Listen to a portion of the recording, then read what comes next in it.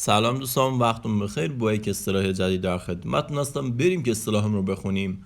زل زدن، gözünü dikmek، gözünü dikmek، زل زدن. مثلا نگاه کن. Senin ağabeyin dün düğünde bana gözünü dikmişti. Senin این مال تو، این پسوند مالکیت است. خب میگه ağabey به معنای برادر بزرگ، یه برادر بزرگ تو دیروز düğünde، düğün به معنی عروسی، در پسوند در هست. بانا به من، gözünü، göz به معنی چشم، gözünü چشمش رو dikmişti. دیکمک به معنی رو دوختن، که چشمش رو به من رو دوخته بود، زل زده بود بهم.